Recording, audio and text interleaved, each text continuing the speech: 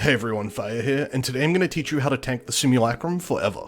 I recently created a character with the sole purpose of brute forcing the full 30 waves of Simulacrum through defenses rather than damage, so this character that you can see on the screen can infinitely tank pretty much all of the damage from a Simulacrum. I'll share the POV in the description below, but today's video is going to go through all of the defenses that you need to build such a character. It doesn't have to be a character specifically like what I put together, but I'm going to teach you how to build any kind of character from scratch, going through all of the types of incoming damage and all of the things, all of the defensive layers that are necessary to putting a character together that has enough defenses to survive a Simulacrum. It is important to keep in mind, there are two different approaches to beating a Simulacrum. You can either have 100 million DPS or be infinitely tanky. I find the approach of being infinitely tanky is a little easier to people who are newer to the Simulacrum farming and maybe don't have, the 3 to 5 mirrors required to build a character that has enough DPS to brute force it offensively. This entire video is about defenses, but before we talk about the defenses we need, we gotta talk about why we need them. So to start off with, we have Kosis. Kosis is the single hardest mob that you will encounter in a Simulacrum. It pretty much bricks every failed Simulacrum farmer. Kosis deals physical and cold damage over time. He also deals physical and chaos damage attacks. He inflicts corrupted blood. He has a lot of fire and lightning spell damage, whilst also applying ignite and shock at high amounts. The other thing to note about all this is that Kosis also deals physical and lightning damage over time. However, you can only discover this through a debuff in-game. You can't find it on PoETB through data mining and whatnot. This does mean that Kosis potentially does types of damage that are not listed here. In fact, all of the damage here is only what we know through either in-game debuffs, testing, or PoETB. There are some things that may potentially be effectively invisible to us. Now, Omniphobia is a lot simpler. Omniphobia simply does physical and chaos spell damage and physical attack damage. In fact, almost all of Omniphobia's damage is just physical attack damage.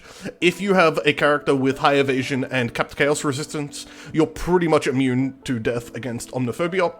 He also does some minor bleeding, but any decent amount of recovery, even from Leech, will just completely negate the bleeding in most cases.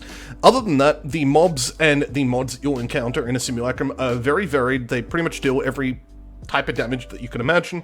So you have Fizz's extra fire, cold, lightning, and chaos mods in the Simulacrum. They appear throughout all waves and they get stronger, particularly in the later waves. And you also get penetration mods on top of that, which makes those mods quite gnarly. In fact, you get standard and alternate elemental ailments. This is a big problem because a lot of people are just used to getting, say, chill and freeze immune and not caring about, say, ignite and shock. Well, in this case, you have 7 different elemental ailments to become immune against. You can't become immune to them individually, you just have to get blanket elemental ailment immunity. We'll talk about that more later. All of the mobs deal physical, cold, fire, lightning, spell, and attacks. I'm sure there are some cases where they deal chaos damage, but not in any large amounts. Now, I have done testing with characters that do not have any chaos resistance at all, and I only seem to have trouble on the waves that had Fizz's extra chaos or against Kosis. There is also cold and chaos damage over time ground effects.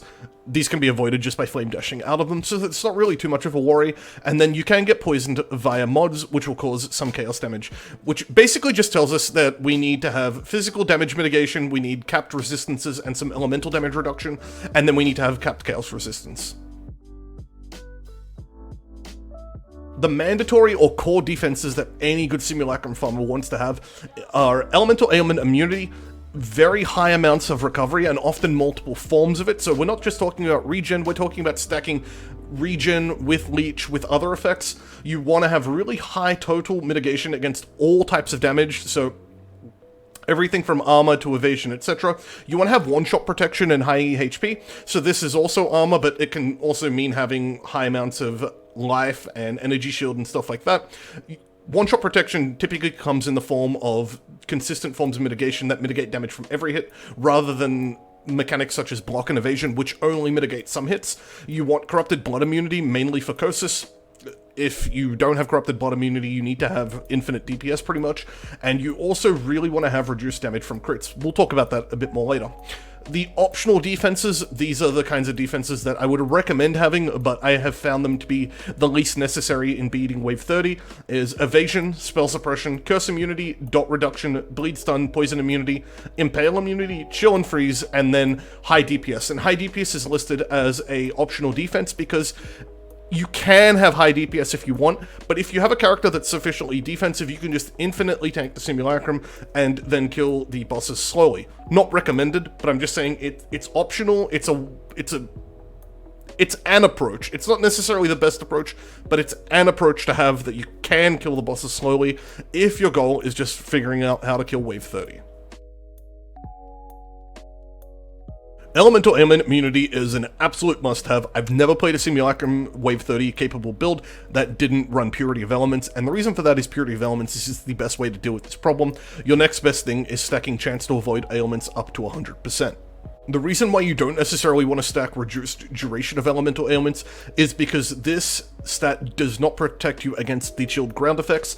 Now, being immune to the chilled ground effects is pretty useful if you want to just sort of AFK farm it with a skill like Spark, where you're just standing on the spot spamming the skill until everything dies, but it's not necessary. So if you do run 100% reduced duration of elemental ailments, when chilled ground comes out, you can just move away if you really have to. The next best thing that I would use is Extinguish, but this is very unreliable. There are a lot of, in fact, most skills in the game that are capable of beating the Simulacrum do not hit enemies fast enough and often enough for Extinguish to be a good way to apply these ailments. And just remember that in most cases for these ailments, you only need one mob to apply it to you. When you have hundreds of mobs attacking you dozens of times per second, you end up in a situation where all it takes is one mob to get that ailment effect through, and then your character is debuffed in a potentially fatal way. Now, individual immunities are very bad since there are 7 and they're all dangerous. You can't afford to go getting Chill and Freeze immunity individually, but ignoring Ignite, for example. All 7 of these are potentially fatal to your character, so you just want to have blanket immunity. Chill and Freeze are the most common and the most dangerous. If you aren't running Elemental Ailment immunities, you'll notice these two pop up the most. They slow down your character, they freeze you, they lower your DPS, all sorts of bad things, right? It's all pretty obvious that this is the worst. Brittle is very dangerous during the later waves when you combine it with crit mods, so 10% Brittle can end up in a situation where mobs are basically critting you more often than once out of every 2 attacks, pretty much. And the crit mods that are applied to the mobs in the later phases of the Simulacrum cause them to do 90% extra damage. So basically, most attacks are dealing double damage if you end up with Brittle during a wave that has crit mods. This is very bad. Sap is pretty threatening to builds that really rely upon DPS, so if you find Spark builds that are not particularly tanky and rely upon having, say, 20 to 30 million Spark DPS, then you end up in a situation where the 20% Sap may be enough for mobs to spawn in faster than you can kill them, and you end up getting overrun and killed. Shock is pretty bad versus Kosis in particular, and also the waves that have Fizz's extra lightning with lightning penetration. Now, obviously, Shock just means you take increased damage from attacks, but keep in mind it's from all sources, so it doesn't have to be lightning damage that is being increased. It's just all sources of damage deal more damage against you. It's pretty bad. 10% Scorch, if you're running 90% max res, is doubling your incoming elemental damage. This is really bad. People really don't understand how bad Scorch is for a lot of these builds. Scorch can pretty much just brick your character. If you don't have immunity Scorch, you will straight up die when it's applied to you and you take elemental damage. Kosis' largest hits are fire, so on top of having to worry about Scorch on the waves that apply Scorch, you also have to worry about Ignite. Now, Kosis has multiple different things that either give him 50% or 100% chance to apply Ignite, so yeah, you get hit by these large hits, and if you manage to somehow not be one-shot by them, you get an Ignite that will just kill you anyway. So it's pretty much impossible to become individually immune to all of the alt ailments, so there aren't very many things in the game that give you immunity to Brittle or Sap or Scorch, for example. And that's pretty much the main reason why blanket elemental ailment immunity is much better than getting individual immunities.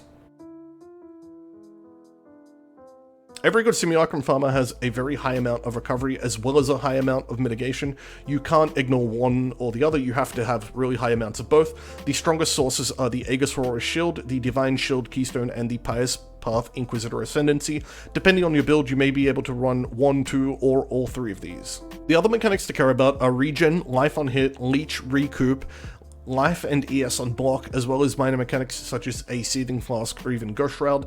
I would really recommend just grabbing as much of this sort of stuff that is easy to access in your particular build. Now, there's no one-size-fits-all rule. If you are close to the Recoup nodes on the tree, you should take the Recoup.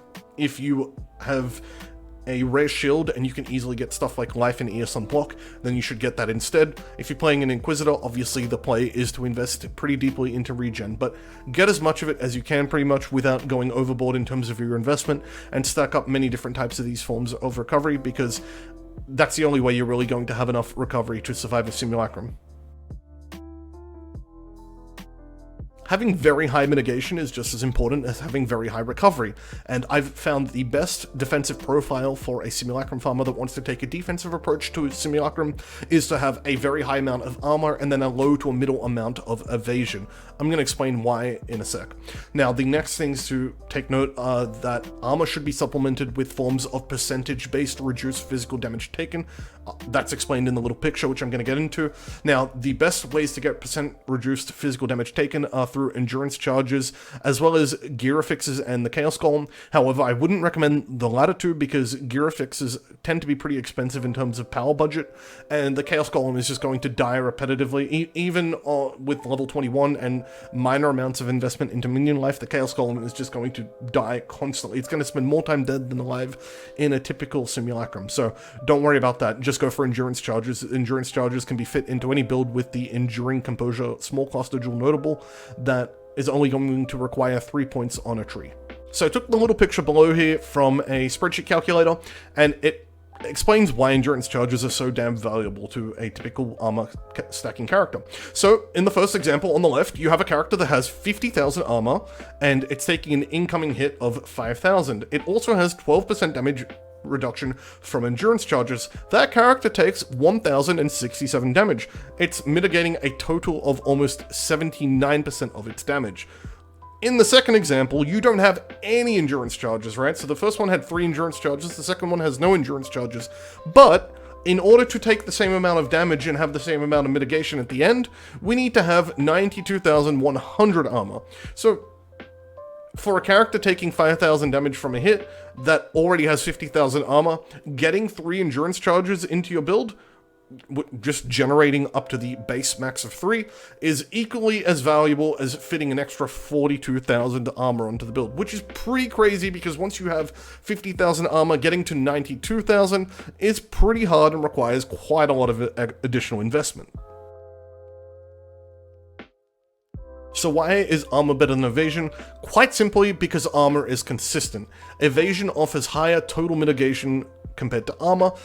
If you look at an attack that has Fizz's extra fire, for example, evasion will help you avoid the entirety of the attack. Armor only mitigates the physical component there. And evasion just scales better per point in terms of the total mitigation it's providing even on normal physical only attacks. The problem is that evasion doesn't always work, and being one-shot is a very real problem in Path of Exile. If you look at a lot of other RPGs and ARPGs, if you're being one-shot, it means that you're doing content that's too hard for your character. In Path of Exile, if you're being one-shot, it doesn't actually mean anything about the difficulty of the content, it just means that you've built the character potentially with too much reliance on evasion and not on consistent forms of mitigation. So if you look at a heavy investment evasion character, you are just very subject to getting one-shot randomly in a lot of cases. On the other hand, having low investment of armor makes your armor almost worthless. 10k armor is not 1/4 as good as 40k armor, for example. So on the other hand, armor scales exponentially. The more you gain of it, the more effective it becomes, and there is not a linear relationship there. Basically, 100k armor is more than 10 times better than 10k armor in terms of the amount of realistic survival you're getting out of it. Armor can also double dip with a whole bunch of other mechanics, such as cast 1 damage taken Molten Shell, Val Molten Shell, Divine Shield, and the Aegis Aurora Shield. So these are all different mechanics that give different forms of survivability that all scale off of armor and double dip. Evasion has no double dipping whatsoever. So what you get from Evasion is what you get, that's it. Now, something to also keep in mind as to why you would go high armor, low evasion, as opposed to the inverse, is because Simulacrum mobs are only level 75. That means that you only need just under 6k evasion in order to hit 50% chance to evade attacks, right? And getting 11,000 evasion gives you the ability to evade 2/3 of all attacks. So if you had the chance between getting 40,000 of one stat and 10,000 of the other stat, getting 40,000 armor gives you a lot of physical mitigation. Getting 10k evasion still gives you a 66% chance to evade attacks. If you do the inverse, it's not as good. Now here's a quick example that explains why you would want higher armor. So in the first example, you have 40k armor and 10k evasion, as well as 5k HP and the enemy dealing 5k physical damage. In this scenario, you take 1,923 damage when a hit actually gets through, and you're evading almost 2/3 of those attacks. This equates to taking just under 700 damage per second on average. In that scenario, you can survive 2 hits in a row and still have 1,154 HP left over. Now, in the second example, we're flipping those stats. So you only have 10k armor, but you have 40,000 evasion now. You still have 5k HP, the enemy's still dealing 5k physical damage per second. Now, in this scenario, you're evading almost 90% of those attacks, but when the attacks get through, you're taking 3,571 damage per hit. This does equate to a much higher overall mitigation. So in the first example, you were taking 700 damage per second. In this one, you're taking about 470 damage per second. But you can only survive 1 hit at a time. You take 1 hit and you instantly have 1,429 HP left. If you take a second hit, you die. Now, I'm aware that evasion is entropy based, and that means in like some perfect scenario when a mob's hitting you, it's going to say dodge. If you had 90% evasion, you would evade 1 hit, and then the next 9 hits will you will be hit 1 time, and then the next 9 hits will be completely evaded, and it's going to be very consistent and deterministic in terms of that. But the thing is, that's Path of Exile is just not a game that works that way. So it doesn't matter how the entropy-based evasion is working for one mob, some other mob's probably just going to hit you with a spell or some shit, and you're then going to die because you have almost no HP left. So evasion's nicer, but it makes you far more susceptible to one-shots, which means practically it's not actually nicer, it just looks nicer on paper when you do a bit of math. So yeah, this is why you would want armor, because even though you are taking a high amount of damage per second, you are far better protected against one-shots, which is the real threat at the end of the day. Now, when it comes to other damage types, it has to be pointed out that Capped Chaos Res is pretty much a must. Kosis deals quite a lot of chaos damage. Omniphobia even deals a little bit of chaos damage, but on top of that, the Fizz's extra chaos mods with chaos penetration that mobs will have on certain waves is just going to be absolutely deadly to you. You're also getting inflicted with poison a lot of the time, and caustic ground, which does chaos damage over time. So there are just so many sources of chaos damage in the Simulacrum that you can't afford not to run Capped Chaos Res. I've only ever beat the Simulacrum 1 time, not running 0 chaos res, and it was very hard. I had to pay a lot of attention, constantly flame dash out of different sources of chaos degen. I had to run poison immunity. It wasn't fun. It just made it a lot harder not having chaos res. Capping chaos res may seem difficult, but the amount of extra difficulty that is added by not having that chaos res just makes it worth it, capping chaos res in pretty much every case. You can also use CI, of course. As for elemental damage, there are 2 approaches. Now, the first approach is with Mage Blood flasks, so stacking the Ruby, Sapphire, and Topaz flasks will reduce your elemental damage by 39%. The other option is stacking sources of max res. The max res option is pretty much always better. The only time you should ever use the Mage Blood flasks is out of necessity, because your build doesn't have room for all the max res stuff. Now, the Melding of the Flesh jewel that was recently put into the game is the best way to stack max res. You take Melding of the Flesh, then you use one of the purities, so Purity of Ice, for example. Then you can use stuff like your body armor, your cluster, max res mods, and even some mods on gear. You can stack up the maximum resistance for one type of element really high, and then Melding of the Flesh lets that count for the other elements. That's the best way to do it. Brass Dome is a really good budget option, so if you're getting into Simulacrum farming at the start of a league, you can go Brass Dome. You get 5 all res, you also get immunity to crit damage, and loads of additional armor, so it's a really nice all-in-one option if you don't need your body armor for anything offensive. You don't need 90% max res, so I see a lot of people talking about this. You don't actually need it. 85% will often just be good enough, and 85% max res is roughly equal to the amount of mitigation you get out of the Mage Blood Flasks anyway, which a lot of people last patch considered to be perfectly sufficient.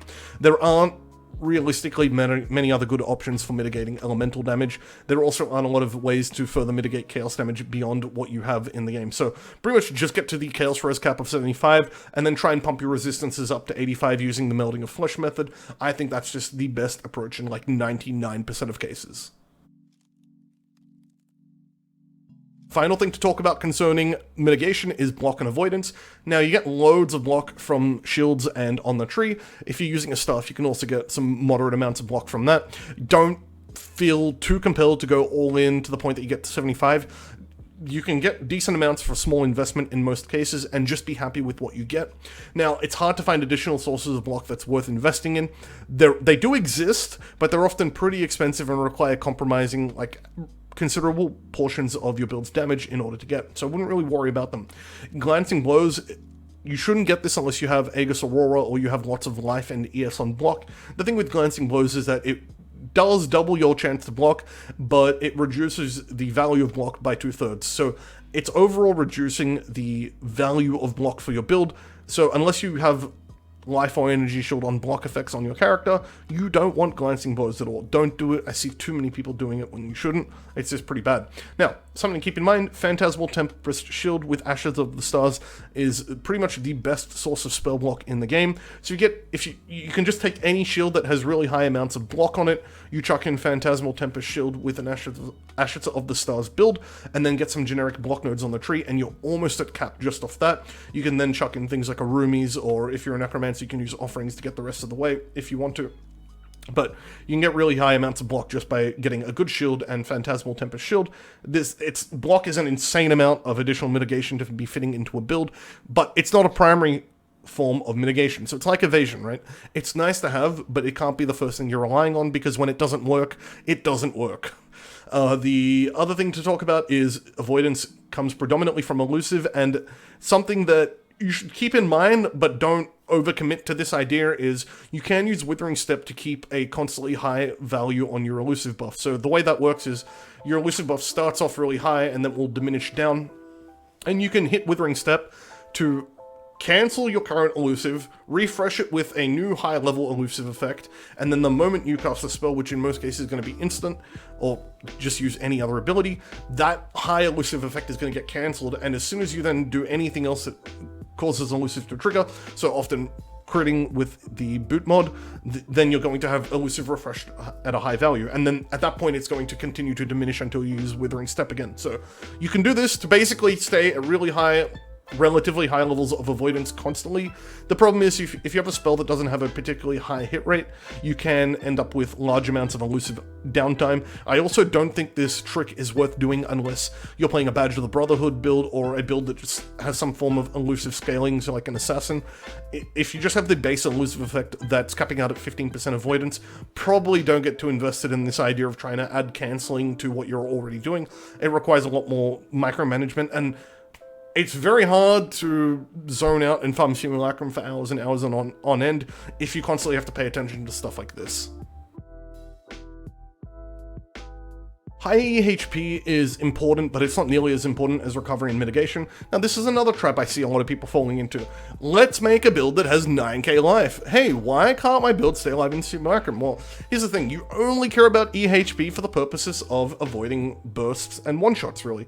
Kind of like Evasion, right? You are only interested in having enough EHP to withstand a burst of damage so that your recovery can kick back in, and then your mitigation protects you from falling back down again. So there's basically not much difference between having 6k and 8k EHP. In my current build, I've actually reserved about 2k life just to test, and I did not notice any real difference in my survivability. I managed to do wave 30 deathless in one case, and in the other case where I got really bad mods, I died, I unreserved the life, and then I died again anyway. So yeah, basically high EHP, it's good to have around 6k, but I wouldn't go too much higher than that, and even 6k is in a lot of cases unnecessary, especially if you're doing stuff with Divine Shield and Aegis Aurora. You really only need around 2.5k ES at most. and then some amount of HP to back it up. Right, so guard skills are going to give you additional mileage. So cast and damage taken, Molten Shell plus Val Molten Shell are the best combo here. You have one that's kicking in passively and one that's on demand. So if you're getting swarmed by mobs and then 2 bosses spawn on you, slap down your Val Molten Shell and you're good to go. Frost Shield has very limited usefulness. I see a lot of people taking it in various... Actually, I don't see a lot of people taking it anymore, but a lot of the old Spark builds used to run Frost Shield for Simulacrum, and the problem here is that the Frost Shield just gets blown up far too quickly in a lot of cases, especially on the later waves, so the uptime on its EHP is pretty negligible, and I don't think it's ever really saved anyone from staying alive in a Simulacrum. Frost Shield is a great skill, it's very highly useful in most other forms of content, but when it comes to Simulacrum, as much as it makes sense that it would be a good tool because you're staying in the same spot and you're always going to be affected by your Frost Shield and your Frost Shield's going to chill stuff. Yeah, no, it's not good. It's not good. I really wouldn't bother using it. You can spend that gem slot on something else, just leveling another gem up for profit.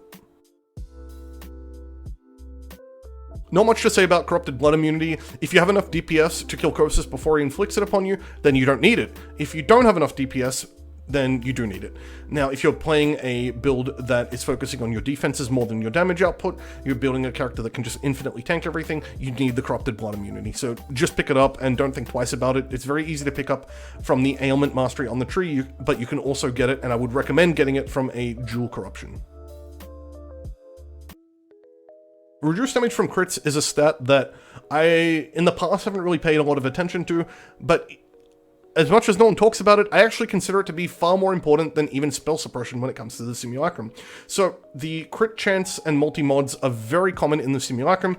I got them 7 waves in a row last night in one of my Simulacrums, for example, so they're just something you have to build around at the end of the day. Now, in Wave 21 Plus, mobs that have the crit mods on them have 20 to 21.5% crit chance. They get 80 to 90% extra damage when they crit, and that's effectively up to 41% more damage output from all mobs in that wave. This is a real big problem, but it's very easy to get small amounts of reduced critical damage from crits. So you can get 30% from both the armor and the crit masteries. This is a really big deal because getting a lot of these clusters is already mandatory in a lot of builds. So most armor-based builds are getting an armor cluster or 2. Most crit-based builds are getting a crit cluster or 2. So you have very easy access to these, and you should just get both of them if you can. You can also get 30% from the Sanctum of Thought node. Now this node's actually pretty decent, and if you're already in that part of the tree, I would just get it, because I believe it also gives reduced effective curses, which is really nice to have as well. You can get 50% from the Spell Suppression Mastery, so it's 50% on spells that are suppressed, but it's kind of worth getting anyway, especially if you're doing Spell Suppression investment. You're going to be suppressing 100% of spells, so pretty much every spell that you get hit with is going to have 50% of its crit damage, its extra crit damage removed. You can also get 40 to 60% from Determination Watcher's Eyes and 50% from Body Armor Corruptions. I believe there are a few extra sources from other things that probably aren't very important. Now, just to give you an idea of how important it is, having 50% reduced extra damage from crits reduces the potential max hit in a Simulacrum by 24%. That's a really big deal. Reducing the potential max hit that you can receive by 24%, so like 1 full quarter with just 50% reduced extra damage from crits, that's huge. So you're kind of crazy if you don't get it, to be honest. Having small amounts of evasion is really useful because you can easily hit 50 or even 66% evasion without investing very much, but going for higher amounts of evasion, not only does evasion suffer from diminishing returns, but the amount of investment you're putting in also suffers from diminishing returns. So the thing is, hitting 6k evasion is very easy. You give up a Jade Flask with a suffix, and then get a bunch of increased defenses from your Dex and from Defiance Banner, for example, which you're probably already running, but then getting from 6k to 12k is quite a lot harder because now you have to start giving up your bases, right? So instead of running armor bases, you're gonna have to start running evasion bases in a lot of cases, or fitting grace into your build, stuff like that. So I really wouldn't recommend going for high amounts of evasion. The other thing to talk about is how bloody overrated Spell Suppression is. So many people say Spell Suppression is like a necessary stat for Simulacrum farmers, and it is not. In fact, there's no evidence that Spell Suppression is in any way necessary for beating Simulacrum. Every Simulacrum farmer I have ever played, they have been able to kill Wave 30 Simulacrum with and without their spell suppression, and every Simulacrum farmer I've made that is unable to beat Wave 30, adding in spell suppression at the cap does not even help, right? So the characters that could beat Wave 30 could do so with and without spell suppression. The characters that couldn't beat Wave 30 were unable to kill it whether they had the spell suppression or not. It makes no difference. I have tested this extensively over the last 2 patches, because everyone keeps telling me spell suppression is insane. You need spell suppression if you want to farm this Simulacrum. There's no evidence of it. There's just no evidence of it whatsoever. In a world where Dex and Evasion characters were the best Simulacrum farmers, well, Evasion is primarily attack-based, and you would have the weakness of spells. At that point, spell suppression complements your defensive profile perfectly. Spell suppression would be great.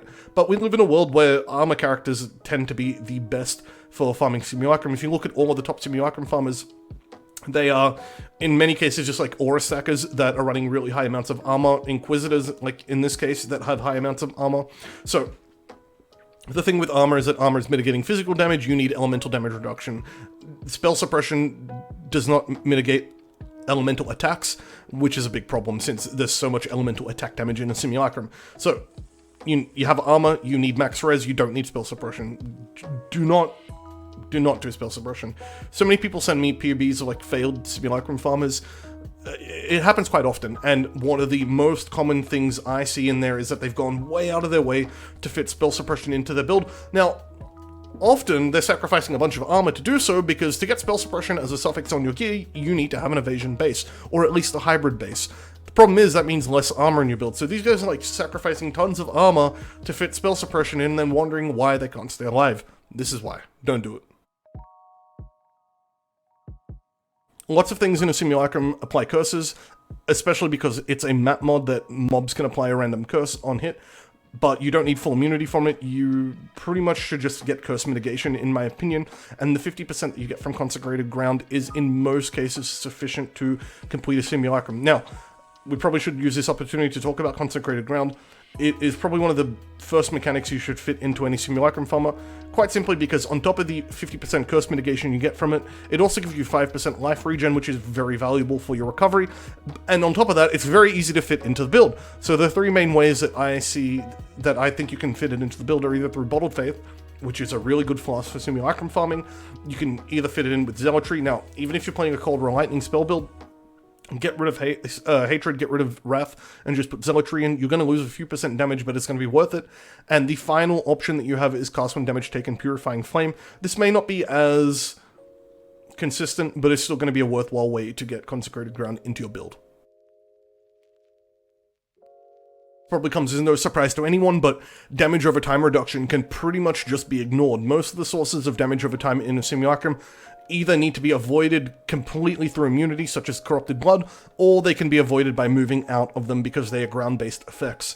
So yeah, you don't really need any damage over time reduction at all. I have never run into the problem where I'm getting degened to death without Corrupted Blood immunity being the solution to that problem. So yeah, that's all there is to say on this topic. I see a lot of people fitting in Bleed, Stun, and Poison immunity into the Simulacrum farmer builds, but I can't really tell why. I've never put any of these immunities into any of my builds, and I've had some builds that really struggled getting to wave 30 and just outright failed. But Bleed, Stun, and Poison immunities were never the solution to any of those problems, and on the builds that could do wave 30, I never noticed a poison being particularly problematic, or a bleed or a stun. In most cases, the bleeds and the poisons are just completely out-recovered. They're not significant in any way. And characters that are sufficiently defensive in order to... that you have enough defenses to survive the damage that you take from a Simulacrum, they're not having problems with stuns. So I can't really tell why people include these immunities into Simulacrum builds, because I don't see any evidence that they're important. There isn't very much to say about Impale immunity. If you're already taking an ailment cluster and you don't need the mastery for Corrupted Blood immunity, take Impale immunity, otherwise don't worry about it. It's not at all necessary into your build, so yeah, just don't put too much thought into it. If you can spend 1 point, get it, otherwise don't.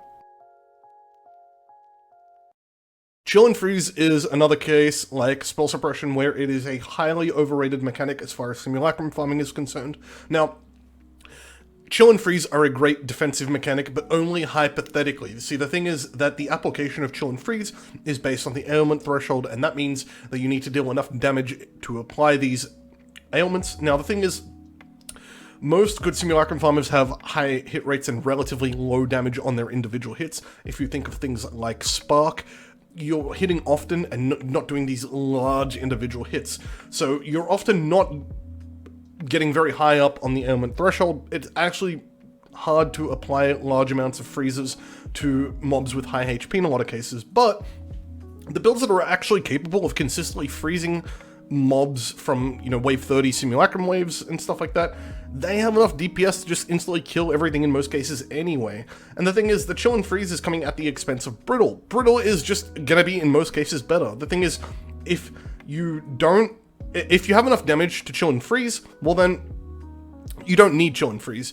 But if you don't have enough damage to chill and freeze, then you want brittle anyway. So, chill and freeze is just one of these things that, it's another one of those mechanics that it looks really good on paper, but in practice, you don't really notice losing it, and if it were added to your build, you probably also wouldn't notice a big deal. So I was playing around with my tree, and I accidentally unallocated the Secrets of Suffering node without reallocating it when I was done, and so I lost Brittle, and I had Chill and Freeze added back to my build. I didn't notice Chill and Freeze being added to my build, but I did notice the loss of damage, and that tells me that this is a very overrated mechanic. So high DPS is the most important of all the optional forms of defense. Yep, DPS is a form of defense. If you kill things, they can't deal damage to you. That's basically all it comes down to. If you had a character that had hypothetically 1 billion AoE DPS, you don't need anything listed here. You just spam your skill and everything dies and you don't take any damage. Now, having high AoE DPS or explosions are really good for mitigating insane amounts of overall damage, but that's kind of like Evasion. So the thing is, having that stuff will mitigate more damage than having single target DPS, but the thing is, you then will get stuck against ghosts and you will get one shot. So don't get too caught up on high AoE DPS necessarily. I think it's much more important to focus on having high single target DPS to kill bosses fast, and then supplementing that high single target DPS with explosions. Now, if you look at a lot of the best Simulacrum farming builds, first off, Spark is the most common skill I've found. That's because Spark just constantly damages everything. It's good for AoE, and it's also good for single target, since your Sparks keep damaging the same target in a lot of cases, and you can also manipulate it by positioning near walls and stuff like that. But other than that, you'll find that most of the best Simulacrum farmers are builds that are just single target with explosions. So you have Arakali builds using Profane Bloom, you have Cast on Crit Ice Spear in a lot of cases that are using Explode Chests and Herald of Ice, stuff like that. I've seen a couple of Blade Flurry builds, General Cried, that are using Explode and stuff like that. So yeah, it's just the best profile in general after Spark is to just go for high single target DPS and explosions, and that will take care of you pretty much. Now, the biggest trap that I have found almost every failed Simulacrum farmer, including my own, falls into is trying to have a really good mix of DPS and tankiness.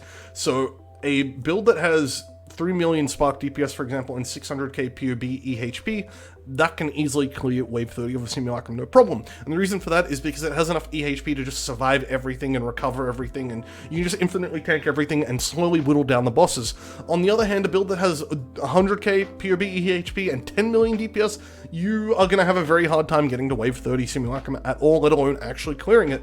And the reason why is because you don't have enough DPS to instantly kill anything, but you also don't have enough tankiness to infinitely tank everything. So you end up in a situation where you're killing things kind of fast, but eventually mobs come out and burst you and kill you, or you get stuck fighting Kosis, and Kosis just one-shots you too often for you to come back, pretty much. So yeah, that's pretty much what it comes down to. In order to beat a wave 28 plus Kosis, you need a build that's either tanky enough to tank every single hit and recover enough between those hits, or you need to have enough single target DPS to just take no damage at all and kill him pretty much instantly. If you like this video, give it a like, comment, or subscribe, and I will see you guys next time, which hopefully is later this week with the conclusion to my EXP project. However, that stuff is taking a lot longer than I expected, so don't be too surprised if the next time you hear from me is next week.